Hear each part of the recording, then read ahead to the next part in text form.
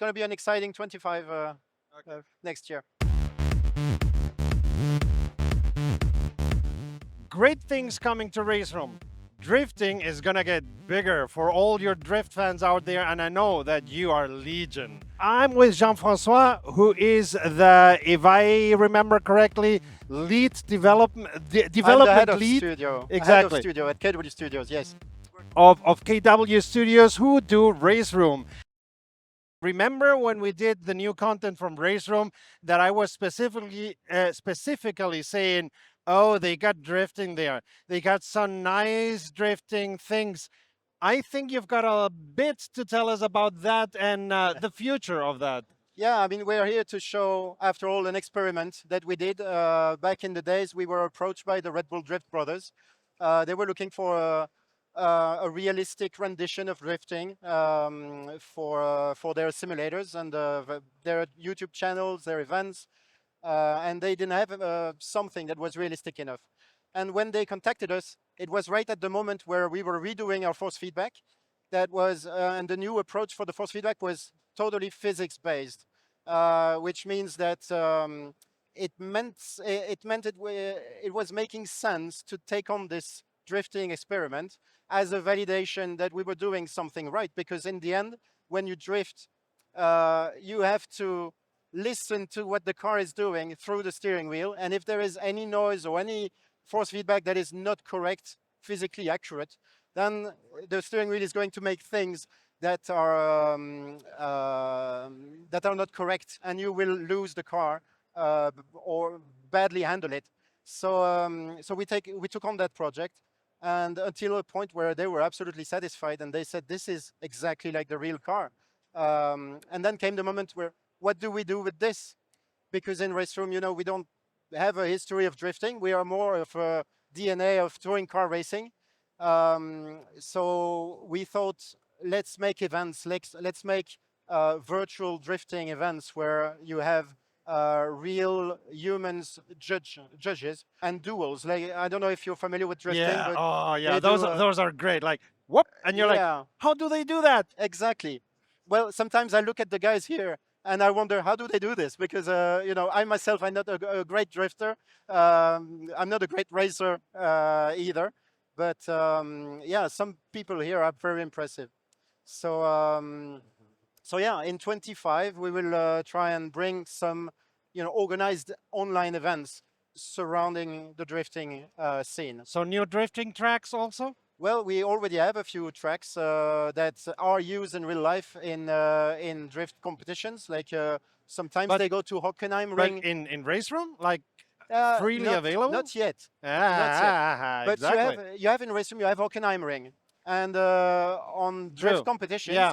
they go in front Yeah, of the yeah. Mercedes arena, Yeah, yeah. Mercedes Tribune, Yeah. and they just do a few rounds there, and because you cannot do a full lap in drifting because No, of course not. the tires are completely dead after three turns. So yeah. When are you releasing the drifting tracks to the general public? Well, it would be in 25. We don't have a fixed date at the moment. We are just here to show something fun, something a bit, you know, different from what people know us for.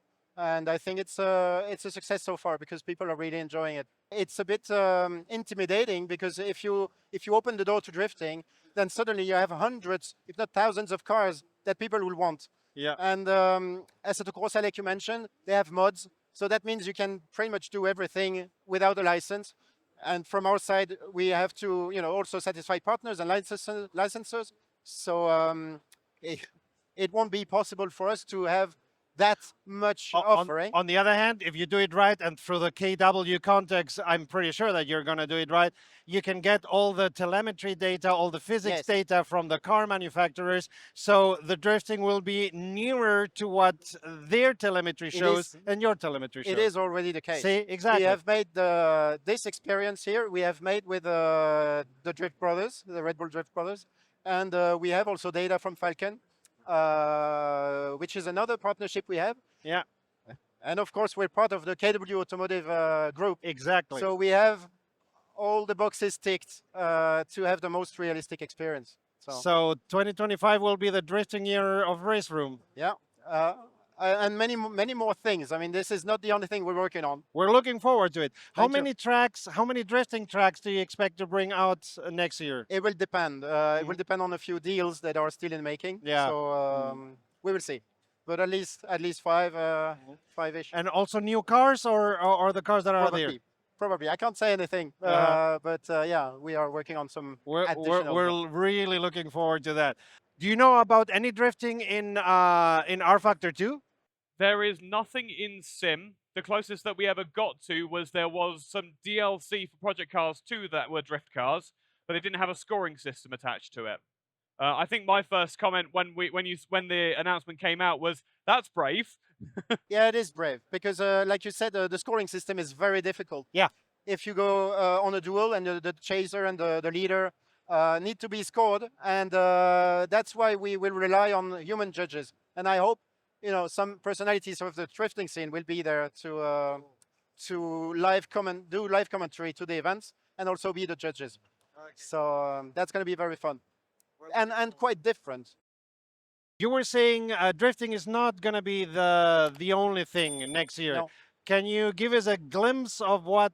Well, we are hard at work on the engine itself for Raceroom.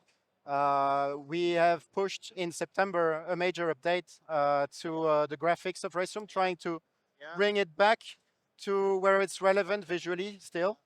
But and so that you have headspace to do other things. Yes. So as we opened the hood to the engine, we found a lot of tools that we can try and leverage. And now we are starting on a bigger upgrade to the technology in the engine. So right now it's DirectX 9, and we are starting on DirectX 12 implementation, which will open the door to new rendering techniques.